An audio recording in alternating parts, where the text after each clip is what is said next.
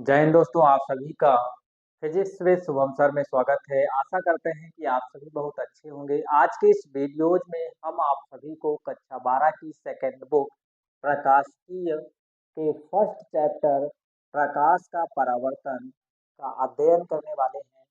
सबसे पहले हम जानेंगे कि प्रकाश क्या चीज होता है। ठीक है, लाइट क्या चीज होता है, प्रकाश किसे कहते हैं। ठीक है, सबसे पहले हमको ये पता होना चाहिए प्रकाश क्या है। लाइट, प्रकाश। प्रकाश एक विद्युत चुंबकीय तरंग होता है। क्या होता है? प्रकाश एक विद्युत चुंबकीय तरंग होता है।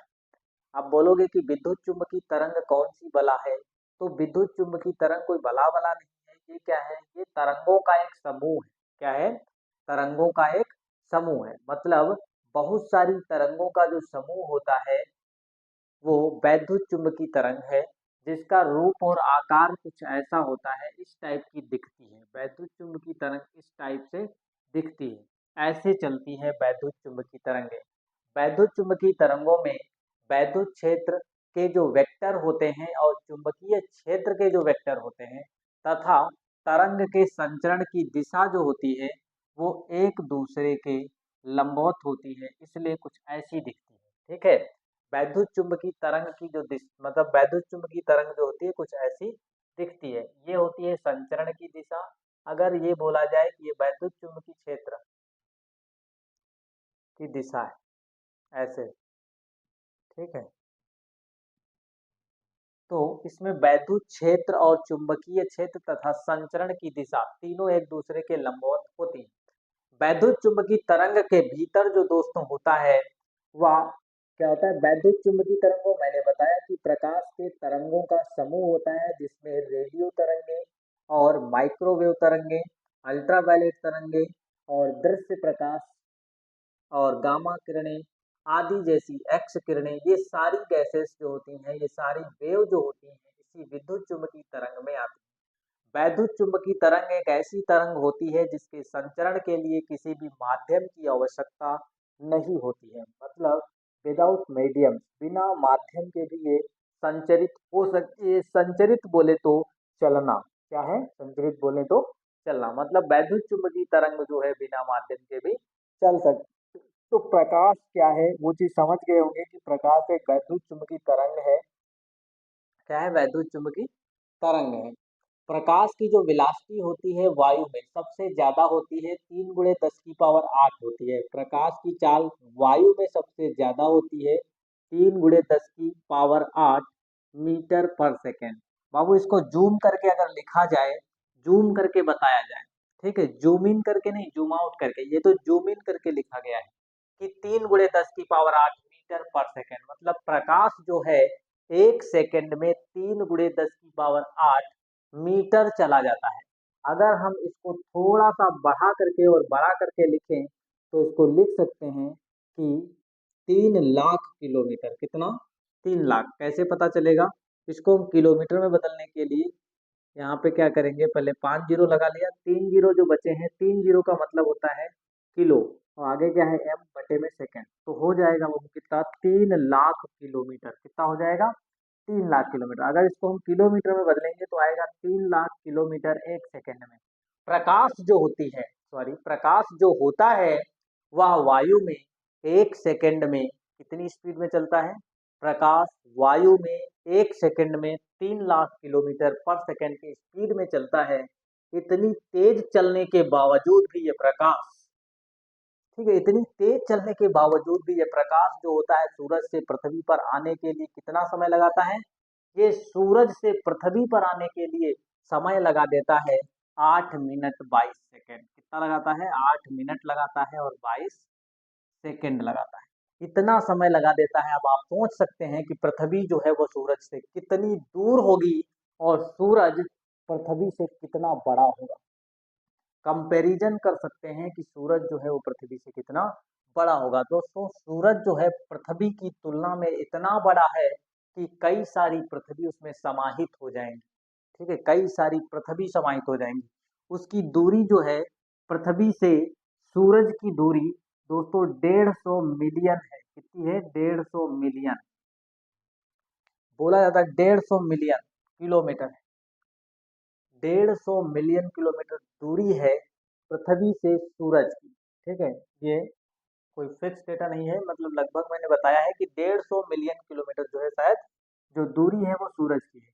अगर ऐसे नहीं निकाल पा रहे हो तो देखो, हमको समय पता है, समय कहाँ से कहाँ तक, पृथ्वी से सूरज तक के समय पता है, ये वाला समय हो गया।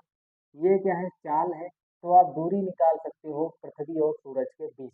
ठीक है, जो बच्चा ज्यादा मेहनती है वो इसको और इसको कैलकुलेट करे, दूरी निकल करके आ जाए। ठीक है, इतना चीज समझ गए। दूसरी चीज, अगर मैंने अभी आपको बताया कि सूरज पृथ्वी की तुलना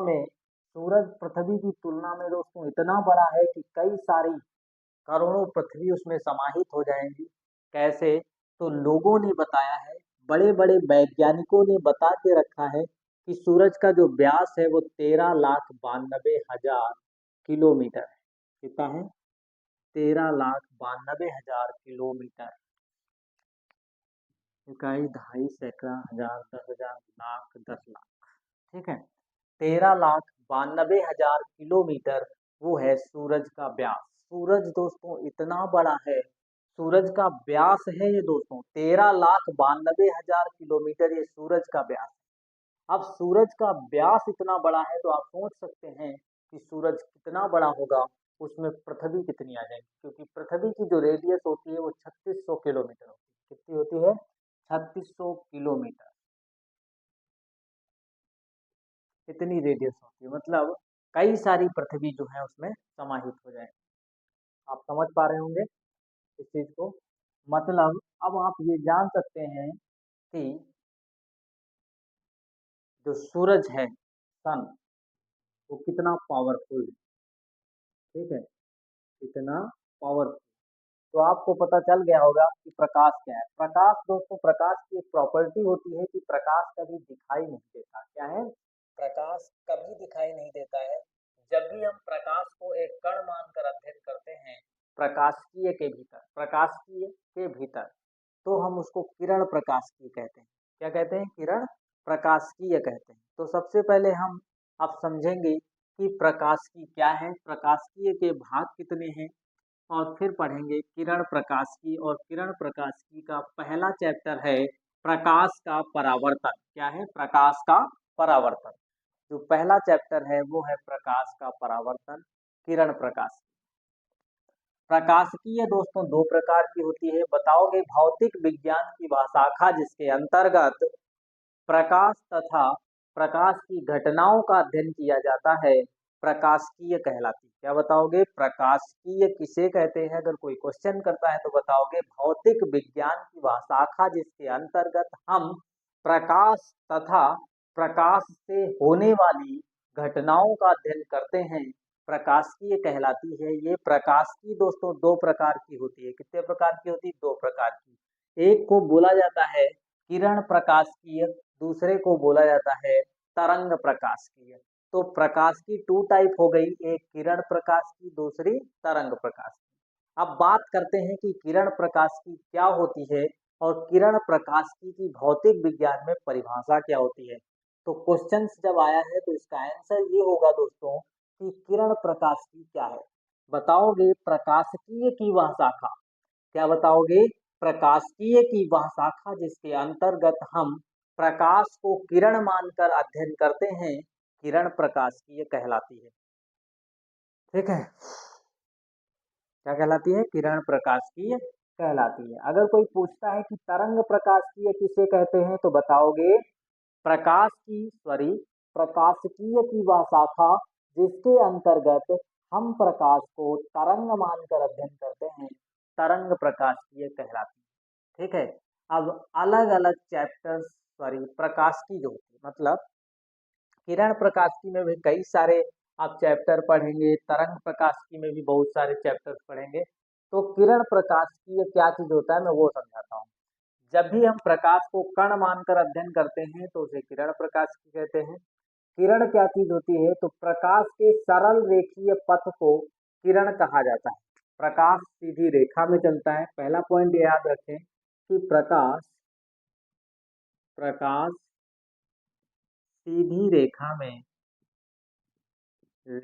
में गमन करता है। गमन करता है। गमन बोले तो बाबू गति करता है।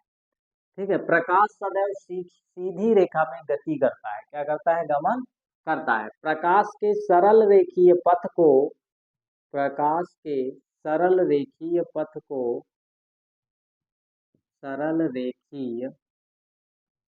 पथ को किरण कहते हैं। क्या कहते हैं? किरण कहते हैं। प्रकाश के सरल रेखीय पथ को जो है किरण कहते हैं। बहुत सारी किरणों को क्या कहते हैं? किरण पुंज कहते हैं। किरणों के समूह को किरणों के समूह को किरणों के समूह को किरण पुंज कहा जाता है। क्या कहा जाता है? किरण पुंज कहा जाता है। किरण पुंज कहा जाता है। कहा जाता है।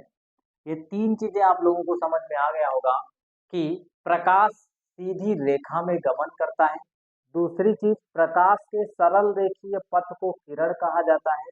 तीसरी चीज, बहुत सारी प्रकाश किरणों के समूह को किरण पुंज कहा जाता है। क्या कहा जाता है? किरण पुंज कहा जाता है। अब हम समझेंगे कि प्रकाश का परावर्तन क्या होता है, जो कक्षा 10 का एक टॉपिक है और टीचर्स लोग उसको खूब रटाते हैं बच्चों को पीट पीट के। ठीक है, प्रकाश का परावर्तन सबसे ज्यादा जरूरी है। प्रकाश का परावर्तन होना, क्योंकि अगर प्रकाश का परावर्तन नहीं होगा तो वस्तुएं हमें नजर नहीं आएंगी। क्योंकि प्रकाश कभी भी दिखाई नहीं देता है। लोगों का कहना नहीं, विज्ञान कहती है कि प्रकाश कभी दिखाई नहीं देता। अगर प्रकाश का परावर्तन ना हो तो वो वस्तु हमें नजर नहीं आएगी, क्योंकि प्रकाश के परावर्तन की वजह से वस्तुएं हमको नजर आती हैं। अगर कोई पूछता है कि वस्तुएं कैसे नजर आती हैं, तो बता सकते हो कि प्रकाश के परावर्तन की वजह से वस्तुएं हमें नजर आती हैं। जब प्रकाश उस वस्तु पे जाके टकराता है, टकराने के पश्चात परावर्तन होता है, परावर्तन के पश्चात हमारी आंख पर जाके रेटिना पर गिरता है, उसके बाद वस्तुएं हमें नजर में आती हैं, वस्तुएं हमें दिखाई देती हैं। तो प्रकाश का परावर्तन क्या है, टॉपिक ये है। टॉपिक जो है वो क्या है, बड़ा सिंपल टॉपिक है। प्रकाश का परावर्तन। प्रकाश का परावर्तन डेफिनेशन बोलूंगा, आप लोग लिख सकते हो इसको। बहुत सिंपल टॉपिक है प्रकाश का परावर्तन। बताओगे, जब प्रकाश किसी चिकने व पालिशदार सतह पर आपतित होता है, जब कोई प्रकाश किरण किसी चिकने व पालिशदार सतह पर आपतित होती है तथा तथा पुनः उसी मार्ग में वापस लौट आती है, तो प्रकाश की इस घटना को प्रकाश का परावर्तन कहते हैं। क्या कहते हैं? प्रकाश का परावर्तन कहते हैं। या ये बोल सकते हो, जब कोई प्रकाश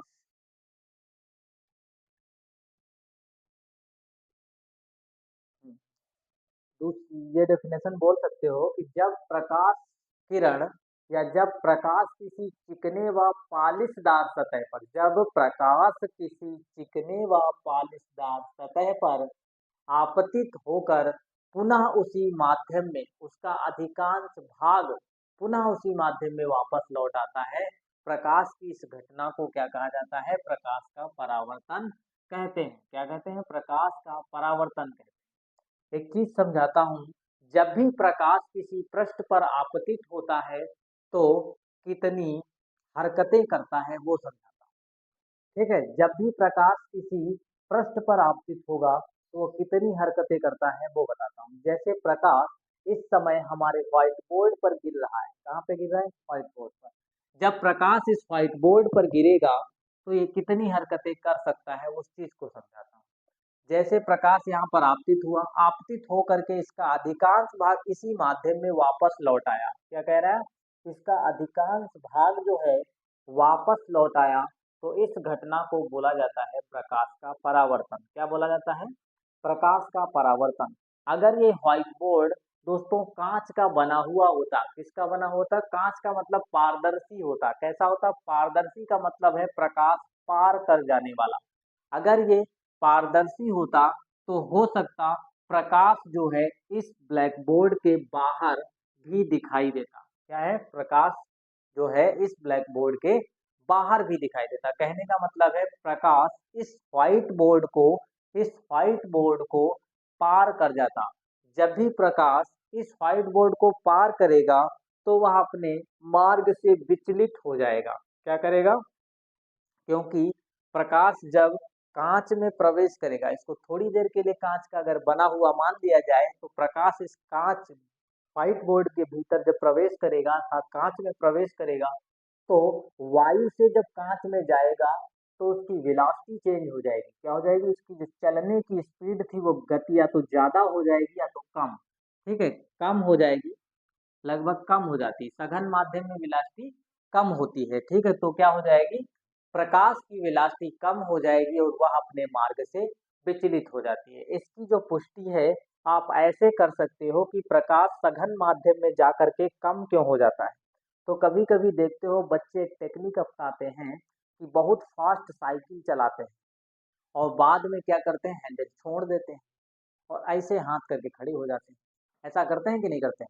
बहुत सारे बच्चे ऐसे होते हैं, गांव में शैतान बच्चे बहुत सारे घूमते रहते हैं।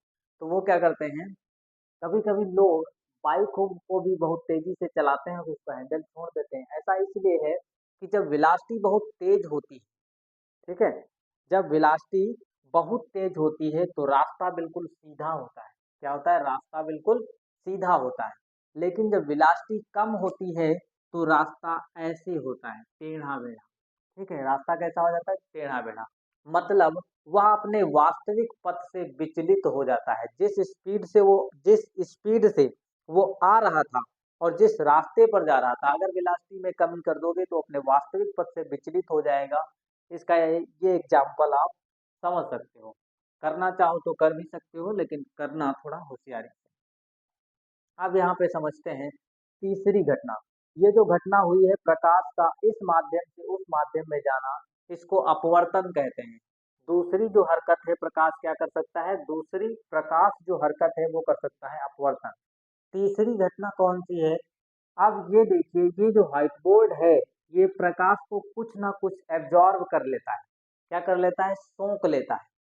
एब्जॉर्ब करने का मतलब वो जो होता है सोख लेता है। क्या कर लेता है? अपने अंदर सोख लेता है, खींच लेता है। उसको क्या कहते हैं? अवशोषण कहते हैं, प्रकाश का अवशोषण। जैसे कि क्लोरोफिल, पत्तियां जो होती हैं, पत्तियां जो होती हैं प्रकाश का अवशोषण करती हैं, क्योंकि उसमें क्लोरोफिल पाया जाता है। क्लोरोफिल एक वर्णक होता है, उसकी वजह से क्या है, प्रकाश को पत्तियां सोख लेती हैं, अवशोषण करती हैं। ठीक है, यहाँ पे प्रकाश का परावर्तन था। डेफिनेशन फिर से रिपीट कर रहा हूँ। जब प्रकाश किसी चिकने व पालिशदार सतह पर आपतित होता है तो उसका अधिकांश भाग उसी माध्यम में वापस लौट आता है। प्रकाश की इस घटना को प्रकाश का परावर्तन कहते हैं। ठीक है, आप लोग लिख सकते हो उसको। अब इसके बाद अगला टॉपिक है प्रकाश के परावर्तन के नियम। या सीधे बोल सकते हो परावर्तन के नियम। क्या बोलोगे? परावर्तन के नियम।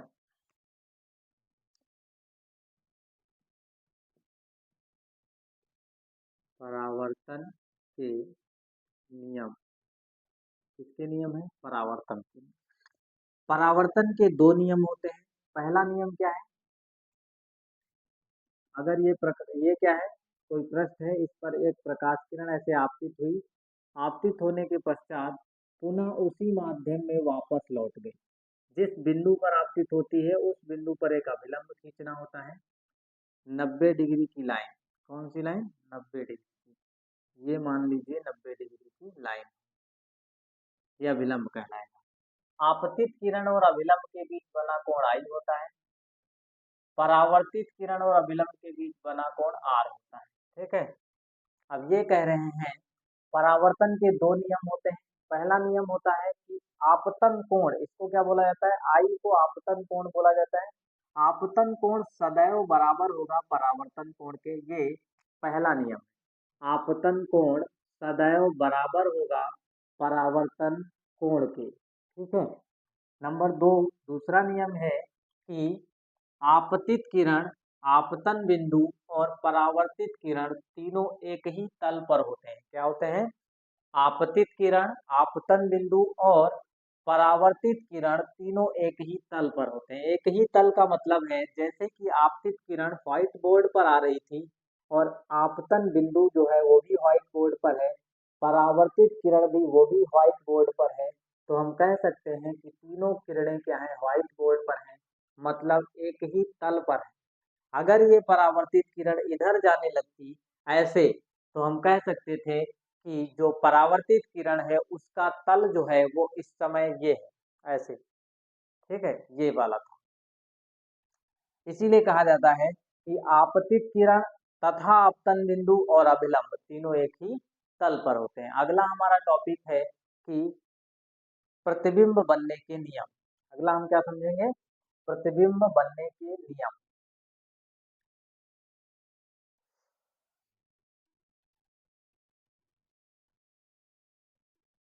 प्रतिबिंब बनने के नियम से पहले हम ये भी समझ लेते हैं कि दर्पण क्या होता है, फिर दर्पण के प्रकार, फिर समझेंगे प्रतिबिंब बनने के नियम।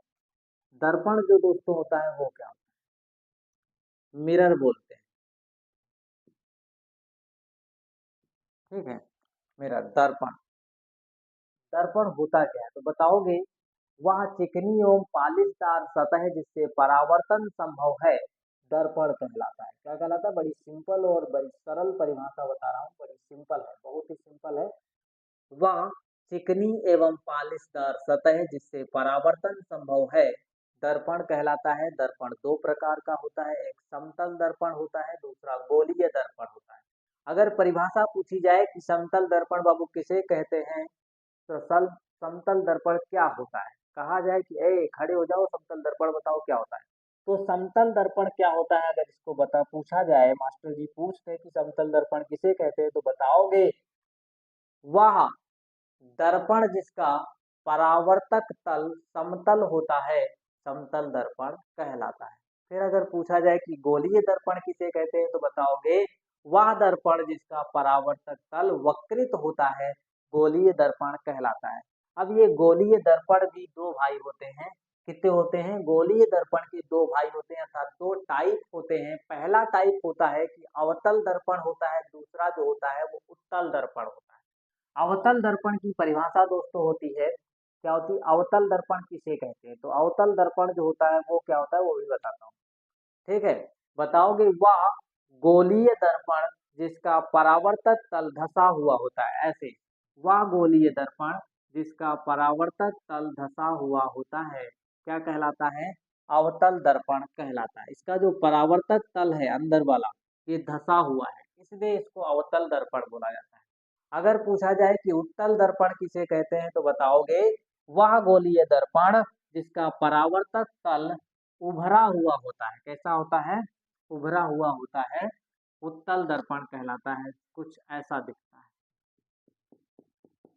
ठीक है, इसका परावर्तक तल उभरा हुआ होता है। अब हम समझेंगे प्रतिबिंब बनने के नियम। क्या समझेंगे, प्रतिबिंब बनने के नियम।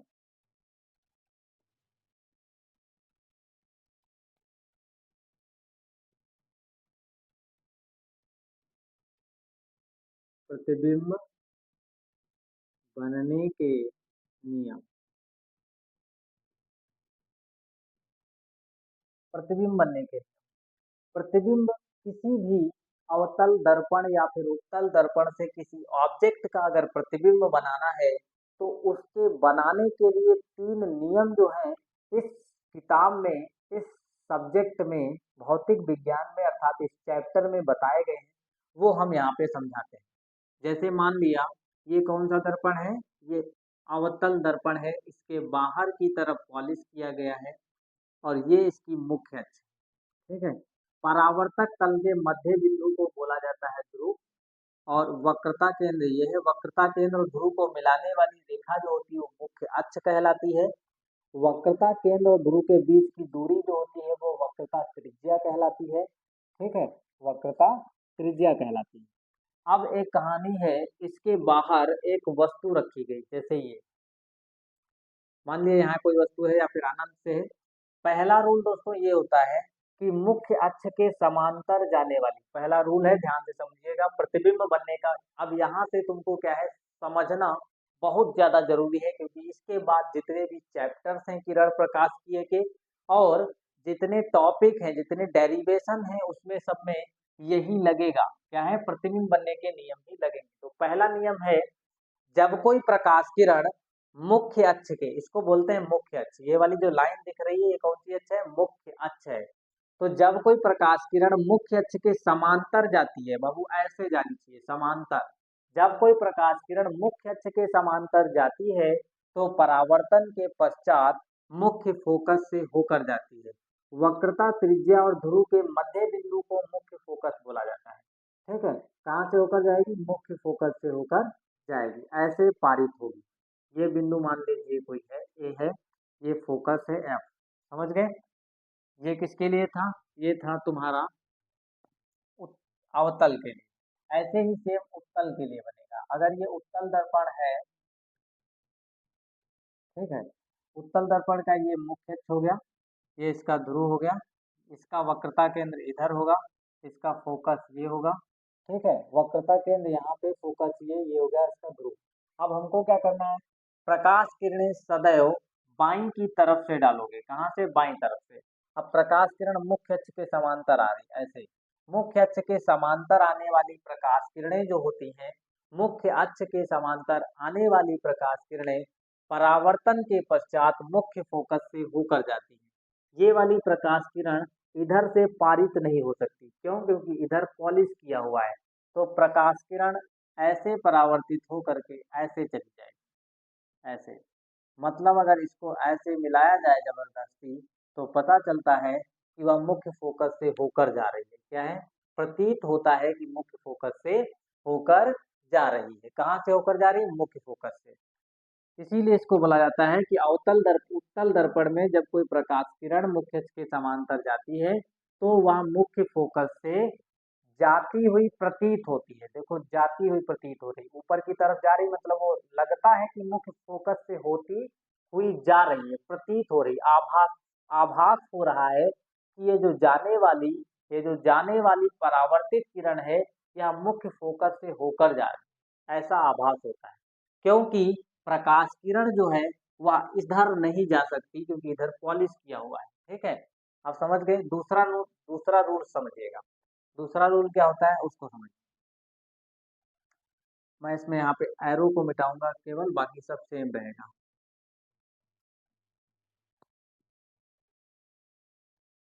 इसमें क्या है? दूसरा रूल ये होता है, जब कोई प्रकाश किरण, क्या बताओगे? जब कोई प्रकाश किरण मुख्य फोकस से होकर जाती, कहाँ से? जब कोई प्रकाश किरण मुख्य फोकस से होकर जाती है तो वह परावर्तन के पश्चात मुख्य अक्ष के समांतर हो जाती है। जैसे अगर मुख्य फोकस से ऐसे होकर के जा रही है, परावर्तन हुआ, उसके बाद वो मुख्य अक्ष के समांतर हो जाएगी। सेम ऐसे यहाँ पर होगा। अब यहाँ पे क्या है? ये वाला एरो इस समय इधर को लगा हुआ था, इसको हम क्या कर देंगे? ऐसे लगा देंगे। तो ये क्या है? ये अब प्रतीक नहीं, यहाँ पे अब क्या है? मुख्य फोकस से होकर जा रही है। मुख्य फोकस से होकर जाने वाली प्रकाश किरण जो होती है, परावर्तन के पश्चात मुख्य अक्ष के समांतर हो जाती है। अब ये प्रकाश किरण कहाँ हो गई? अब ये प्रकाश किरण मुख्य अक्ष के समांतर हो गई। कहाँ पे हो गई है? मुख्य अक्ष के समांतर हो गई है। ठीक है, ये चीज हो गया। तीसरा नियम भी बहुत ज्यादा इंपॉर्टेंट है। तीसरा नियम क्या है? इसको अब मिटाना पड़ेगा, फिर हम समझाते हैं तीसरा नियम।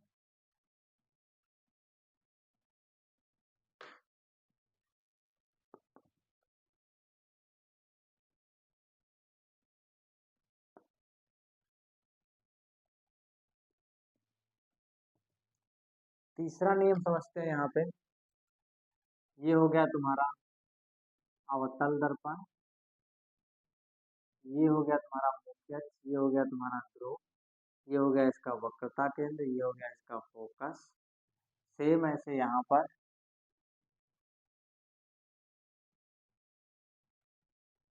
ये हो गया तुम्हारा उत्तल दर्पण, ये हो गया इसका ध्रुव, ये हो गया इसका वक्रता केंद्र, ये हो गया इसका फोकस।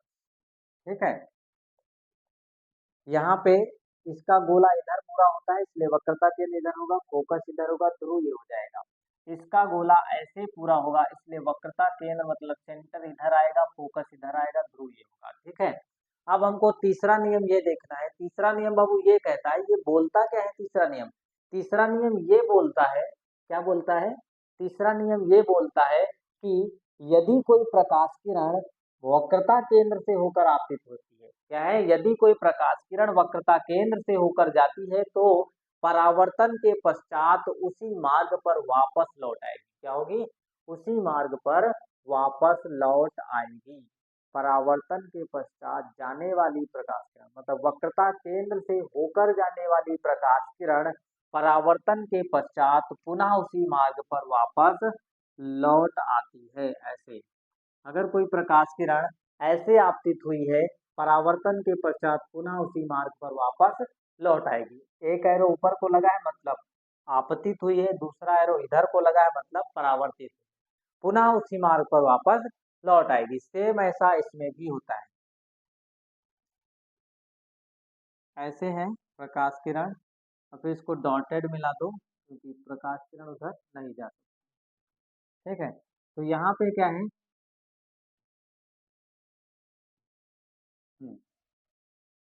वक्रता केंद्र से होकर जाने वाली प्रकाश किरण, वक्रता केंद्र से होकर जाने वाली प्रकाश किरण जो होती है वह परावर्तन के पश्चात पुनः उसी मार्ग पर वापस लौट आती है। ठीक है, तो ये तीनों नियम जो है प्रतिबिंब बनने के, तीनों नियम आप लोगों को समझ में आ गए होंगे। प्रतिबिंब बनने के तीन ही नियम होते हैं। पहला नियम होता है मुख्य अक्ष के समांतर, किसी गोलीय दर्पण के मुख्य अक्ष के समांतर आने वाली प्रकाश किरण परावर्तन के पश्चात मुख्य अक्ष के समांतर हो जाती है। दूसरा नियम, किसी गोलीय दर्पण के मुख्य फोकस से होकर जाने वाली प्रकाश किरण परावर्तन के पश्चात मुख्य अक्ष के समांतर हो जाती है। तीसरा नियम, किसी गोलीय दर्पण के वक्रता केंद्र से होकर जाने वाली प्रकाश किरण परावर्तन के पश्चात जो होती है पुनः उसी मार्ग पर वापस लौट जाती है। क्या हो जाती है? पुनः उसी मार्ग पर वापस लौट जाती है। ठीक है, तो ये तीनों रूल समझ गए। आज के इस वीडियो में मैं आप लोगों को इतना ही बताना चाहते थे। आशा करता हूँ कि आप लोगों को ये वीडियो पसंद आया होगा। अगर पसंद आता है तो कमेंट बॉक्स में कमेंट करिएगा। इसका अगला टॉपिक जो होगा वो होगा सबसे इम्पोर्टेंट टॉपिक। जब भी पेपर हार्ड या टफ बनता है तो उसमें ये वाला टॉपिक देता है दर्पण सूत्र। या तो अवतल दर्पण से दर्पण सूत्र देगा या तो उत्तल दर्पण से दर्पण सूत्र होगा। ठीक है, ये निगमन करने को दिया जाता है। अगला वीडियो जो होगा वो इसी पर होगा, 1/f=1/b+1/u। ठीक है, आज के लिए इतना ही। ठीक है, वीडियो देखने के लिए धन्यवाद। आप लोग कमेंट बॉक्स में कमेंट कीजिएगा। कमेंट करने से आप लोगों की कमेंट करने से मुझे मोटिवेशन मिलेगा, जिससे मैं और अच्छे अच्छे वीडियोज बनाऊंगा और आप लोगों का आप लोगों की ऐसे ही मदद करता रहूंगा। जय हिंद दोस्तों, आप सभी का हमारे चैनल पर स्वागत है।